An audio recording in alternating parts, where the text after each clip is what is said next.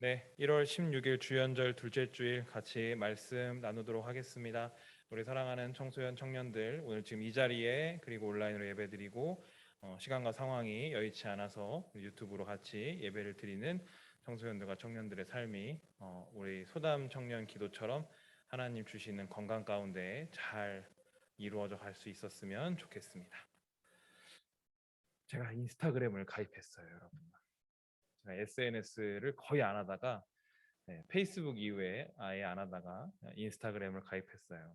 재빈이가 최근에 팔로우 맞죠? 네, 재빈이가 팔로우를 해줬더라고요. 네, 제 인스타 홍보를 하기 위해서 인스타 말씀을 드리는 게 아닙니다, 여러분. 그러니까 인스타그램이 제일 어려운 게 뭔지 보니까 이 닉네임 만드는 거더라고요. 뭔가. 근데 저의 이제 그 여권 영문명이죠. JUNG CHANWOG 이렇게 하니까 되더라고요. 그래서 그래 깔끔하게 이렇게 가자. 뭐 다른 분들은 뭐 되게 막 이모티콘 이렇게 많이 하더라고요. 근데 이제 잘 모르니까 이렇게 했는데 이 WOOG라는 것 때문에 제가 되게 많이 고민을 했어요. 그러니까 대부분의 영문 표기법에서 대부분이라는 표현이 좀 그렇지만 거의 우기라는 이름은 UK 또는 WOK 이렇게 표기를 하더라고요. 근데 WOG로 표기하는 사람이 저밖에 없는 거예요. 그러니까 뭐 어떤 생각 갑자기 딱 드냐면 나는 35년 평생 내 이름 영문법을 틀리면서 살았나? 모든 서류에 WOG로 적었는데 심지어는 제 아내가 이제 영어 강사를 하고 있어서 제 아내한테 물어봤어요. 이게 맞냐? 그때 발음이 우그가 된대요. 정찬 우그.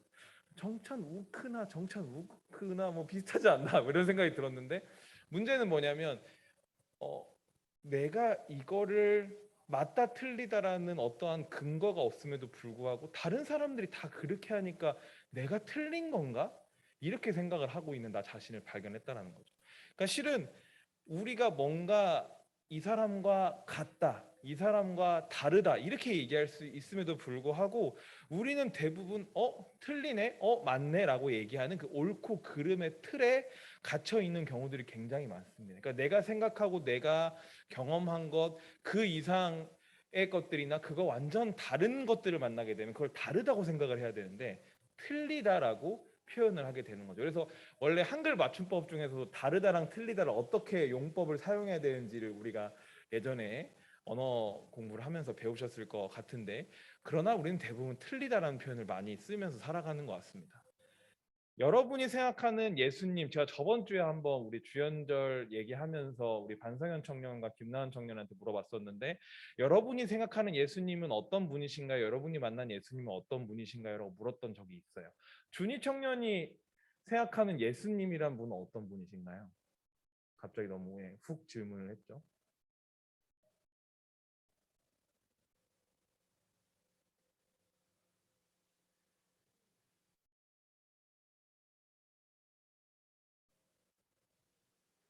편하게 얘기해도 돼요. 편하게 얘기해도 됩니다. 생각이 좀 필요합니까? 좋습니다. 그러면 재빈이가 생각하는 예수님, 우리 재빈 청년이 생각하는 예수님은 아무 말 없이 아무 말 없이 지켜봐 주시는 분. 굉장히 좋은 고백이에요. 근데 이 재빈이가 방금 얘기한 아무 말 없이 지켜주고 계시는 분이 예수님, 하나님, 이 우리가 믿고 있는 그 분이라고 얘기를 했을 때 같거나 다를 수 있어요. 나는 약간 다른데. 나는 너와 같은데라고 얘기할 수 있는데 재빈이 네가 만난 하나님, 재빈이 네가 만난 예수님은 틀린 거야라고 얘기할 수 있냐라는 거예요. 근데 생각보다 한국 교회에서 예수님 또는 하나님 그런 어떠한 신의 존재를 이야기할 때 맞다 틀리다의 이야기로 굉장히 많이 하는 경우가 있습니다. 여러분 하나님은 이런 분이십니다라고 얘기하고 그게 마치 맞고 나머진 다 틀린 것처럼 얘기할 때가 있다는 거죠. 물론 우리가 이단이라든지 이러한 잘못된 신학, 잘못된 신앙은 경계하겠지만 어느 순간부터 우리가 예수님을 자꾸만 정의하려고 하는 거예요. 예수님은 이런 분이다. 이거 외엔 다 틀리다. 내가 만나지 못한 예수님은 틀린 분이다. 다른 분이 아니라 이렇게 생각하는 경우가 왕왕 있다라는 겁니다. 굉장히 씁쓸한 얘기죠. 우리가 우리의 생각과 우리의 경험의 틀에 예수님을 끼어 맞추는 경우들이 있다라는 거죠. 마가복음 8장 27절입니다. 예수께서 제자들과 함께 빌립보의 가이사라에 있는 여러 마을로 길을 나서셨는데 도중에 제자들에게 물으셨다. 사람들이 나를 누구라고 하느냐? 예수님이 제자들한테 물어보는 거예요. 예수님이 한참 사역을 하시고 교육하시고 치유의 은사를 보여주시고 전도하시고 하나님의 나라를 확 설교하시다가 제자들한테 물어보시는 거죠. 사람들이 나를 누구라고 하냐? 28절에 제자들이 이렇게 얘기합니다. 제자들이 예수께 말하였다. 세례자 요한이라고 합니다. 엘리야라고 하는 사람들도 있고 또 예언자 가운데 한 분이라고 하는 사람들도 있습니다라고 얘기합니다. 그러니까 자신들이 알고 있던 경험적인 본인들이 그 아는 한도 내에 성경의 여러 인물들로 예수님을 정의하고 있습니다. 예수님이 세례자 요한 같은 사람인가 봐. 엘리야 같은 사람인가 봐. 예언자 중에 그냥 한 사람인가 봐. 이렇게 생각하는 경우들이 있다는 것을 제자들이 예수님께 이야기하고 있는 것이죠. 그러니까 그냥 내가 아는 틀 안에서만, 내가 경험한 그 생각 안에서만 예수님을 정의하고 예수님을 가두고 있는 사람들의 모습을 제자들의 입을 통해서 우리가 발견하게 됩니다. 그러니까 예수님께서 29절에 제자들한테 물어보세요. 예수께서 그들에게 물으셨다. 마치 제가 방금 준이 청년한테 물어본 것처럼 그러면 너희는 나를 누구라고 하느냐? 그러니까 준이 청년은 예수님을 어떻게 생각하냐? 예수님은 어떤 사람이냐라고 제자들한테 물어보세요. 굉장히 숨막히는 질문이죠. 되게 미안합니다. 제가 그런 질문을 했으니까. 그러니까 예수님께서 제자들한테 그럼 너희는 나를 누구라고 하냐? 너희는 나를 어떻게 생각하냐? 너희는 나를 어떤 사람으로 보고 따르고 있느냐라고 물어보십니다. 그리고 이러한 예수님의 질문에 예수님의 첫째 제자라고 얘기하는 베드로가 이렇게 답을 하죠. 29절 베드로가 예수께 대답하였다. 선생님은 그리스도이십니다라고 얘기합니다. 그리스도 즉 구원자 나를 구원하러 이 땅에 오신 분이라고 베드로가 이야기하죠. 여기서 우리가 생각해 봐야 될 건 뭐냐면 베드로가 그러면 자신의 경험에서 이 구원자라는 사람을 만난 적이 있을까? 그리스도라는 사람을 만난 적이 있을까?라는 질문을 할 수 있겠습니다. 세례자 요한이 구원자였을까요? 엘리야가 그리스도였을까요? 단지 그냥 예전부터 구약 성경에 우리를 구원하실 분이 이 땅에 오실 것이다라는 말은 있었어요. 근데 그걸 통해서 그러한 말씀이 지금 내 앞에 현실로 나타났다라고 베드로가 어떻게 보면 뭐라고 얘기하는 거냐면 자신이 정의 내리고 자신이 이해하는 틀 안에서 뭔가 예수님을 정의하고 예수님을 설명하는 게 아니라 그냥 자신이 만난 예수님을 내가 경험하고 내가 옆에 있어 보니 그냥 예수님은 나는 경험하지 않고 모르고 알고 있지 않지만 예수님은 나의 구원자시고 나의 그리스도시고 나를 구원하실 분입니다라고 고백하고 있는 것을 보게 됩니다. 예수님을 내 생각과 내 뜻으로 정의하고 그 예수님을 그 안에 가둬놓는 게 아니라 그냥 예수님은 나를 구원하러 오신 분입니다라고 그냥 신령과 진정으로 그냥 자신의 신앙을 베드로가 고백하고 있다라는 것이죠. 주연절입니다.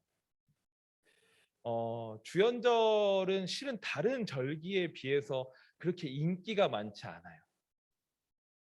그러니까 인기가 많이 없죠. 왜냐하면 우리가 계란을 나눠 먹는 부활절이라든지 예수님의 고난을 기억하는 사순절이라든지 예수님이 태어나신 성탄절이라든지 그럴 때는 우리가 어떠한 행사들을 굉장히 많이 합니다.